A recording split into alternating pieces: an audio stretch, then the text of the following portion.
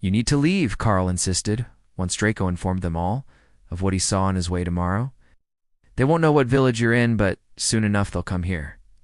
Antonia knew he was right. Imperial forces would invade the island, searching every village. As long as they didn't find them, each village would be left intact.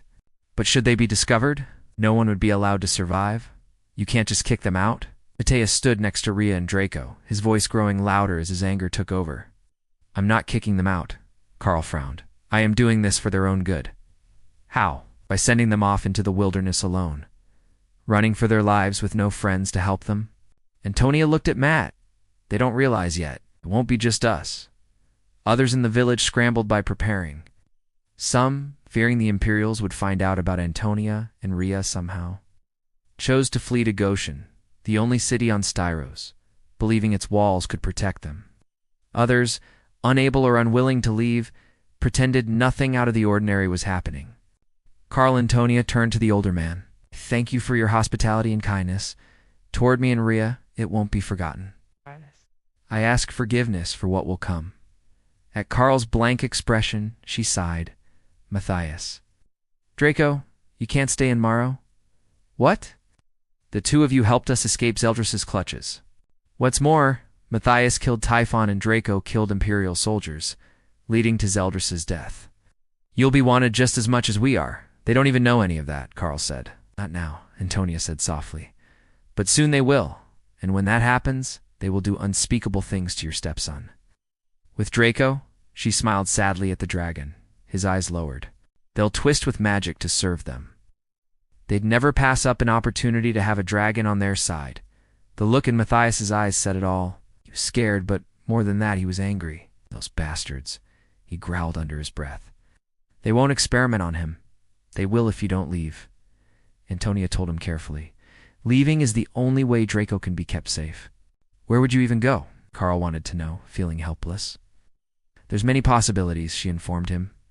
With Draco, we can fly to any nearby island. What? I've never flown anyone besides Matt on my back? The dragon was wide-eyed, finding the idea uncomfortable. Yes, but you are big enough to hold 2 or 3 more. Back in the days before airships, when dragons were more numerous, the knights of the Empire rode them. Dragon Knights, they were called. Despite himself, and despite the predicament they found themselves in, Matthias couldn't help but find that part of Sky history awesome, thinking of himself as a knight on Dragonback. Antonia must have seen it in his eyes because she nodded. If you come with us, I'll knight you, Matthias. Wah, really? But you must swear loyalty to the people of Solas, to serve them in all that you do. You want him to swear to the Empire? Draco asked, shocked. No, to the people of Solas, the common people who need guardians. Do this, and help me protect Rhea, and I will make you a knight. I will. Matthias didn't hesitate.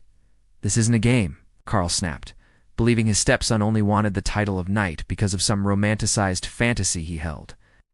You could be killed. We'll be killed. I'll be killed if I stay here too. Matthias reminded him, better to die with purpose than sit around and die for nothing. Don't be a fool. You're letting childish illusions of knighthood interfere with reality.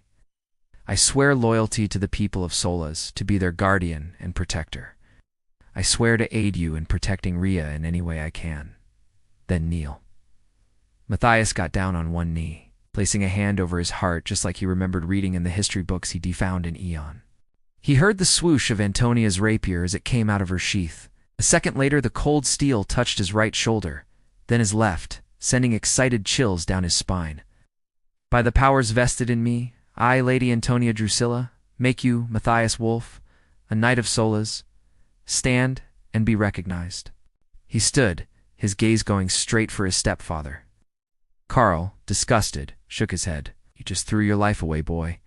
He did what he believed to be right, Antonia retorted. He has principles he's willing to fight for. He'll make a fine knight. She turned back to the former merchant, eyes hard. You will not speak with such disrespect again. Are we clear? Get off my property, all of you, gladly. The veteran knight led them away down the path that led out of Morrow, Matthias and Draco never looking back at Carl. I'll prove you wrong, Matt thought, making as much a promise to himself as to his stepfather. I'll become a great knight one Solas can be proud of.